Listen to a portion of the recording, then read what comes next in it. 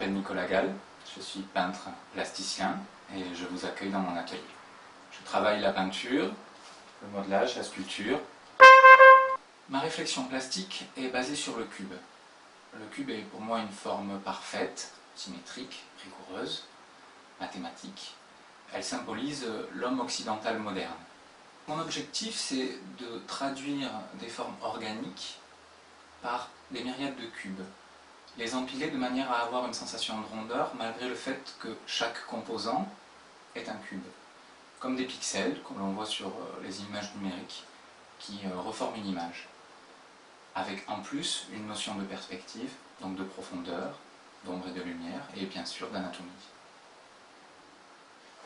Le cube, ça me permet aussi de faire un constat de la société moderne. D'une certaine manière, il représente des boîtes, des tiroirs, ça peut être les ordinateurs, ça peut être l'urbanisme aussi, qui est beaucoup basé sur cette forme-là. Finalement, l'homme utilise le cube partout où il passe. Voici une toile qui s'appelle Innocent Way, c'est le nom d'un album de Miles Davis. Et voici son portrait. Ce que j'ai voulu faire avec cette image, c'est avoir d'une part l'intensité du regard, une posture qui va vers le silence, puisqu'elle s'appelle Innocent Way, et puis avoir cette espèce de clair-obscur, ce visage qui sort du néant et qui a l'air de nous interpeller.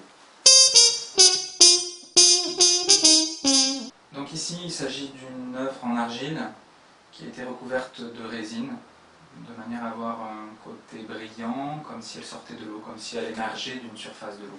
La problématique est la même que pour l'étoile. L'objectif, c'est arriver à avoir des formes rondes, organiques, et quoi de mieux qu'un corps féminin pour arriver à avoir ces courbes harmonieuses et composées d'une multitude de cubes, comme des pixels, et pour le coup vraiment avec de la 3D. Ici, c'est une série sur les animaux. On est toujours dans le discours de la critique de l'homme moderne, c'est-à-dire la déshumanisation, la perte de nature. Ici, on a donc des cubes qui viennent attaquer ce cheval, qui le composent, qui le construisent, mais en même temps le déconstruisent, puisqu'ils sont en lévitation, ils n'ont plus de support organique finalement. Dans la même idée, voici un chimpanzé, donc un portrait, qui serait plutôt un cri contre la déforestation. Dans la déclinaison, on a également le gorille. Celui-ci s'appelle Okume, du nom du bois avec lequel on fait les contreplaqués qu'on voit partout, et qui amène à la disparition de cette espèce. Donc voici un exemple d'une nouvelle série, il s'agit des 5 sens. Je vous laisse deviner de quel sens il s'agit ici. J'ai souhaité sur cette œuvre-là travailler le cube sur toute la surface, de manière à ne pas laisser de vide, de flou. On est vraiment sur un morceau d'anatomie avec l'infiniment petit, les cellules, les pixels qui viennent encombrer tout cet univers-là. Et donc voici un deuxième sens qui correspond bien entendu à l'ouïe. Ça s'appelle labyrinthite aiguë, c'est une maladie de l'oreille. Et la labyrinthite correspondait parfaitement à mon travail sur le cube.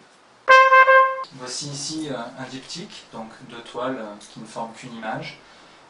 Il s'agit d'une toile plus ancienne qui représente des séries où je travaillais beaucoup sur le bleu et puis sur la mythologie grecque. Dans la même série des bleus mythologiques, voici Galatée. Galatée, c'est un mythe, normalement Pygmalion sculpte un personnage féminin qui devient finalement femme, et là elle se sculpte elle-même.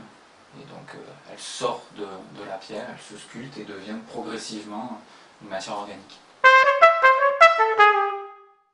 Donc techniquement, les choses se passent tout d'abord au crayon, quoi qu'il arrive, quel que soit le projet, que ce soit une exposition ou que ce soit un décor pour un spectacle. Je commence par crayonner, d'abord mettre en place mes idées, faire des plans si c'est nécessaire, faire des esquisses, et ensuite va se poser la question du matériau à employer en fonction de tel ou tel projet. Donc ça peut être du fer, du bois, ça peut être de la résine, ça peut être, si c'est pour des toiles, il s'agira de gravure, de pyrogravure, donc de gravure sur bois, de roue de noix, le jus qui sort des noix pour peindre, l'aquarelle, la peinture acrylique. Bref, le champ des possibles est énorme et chaque matériau a quelque chose à exprimer. Donc en fonction de ce qu'on veut dire, on utilise un matériau précis.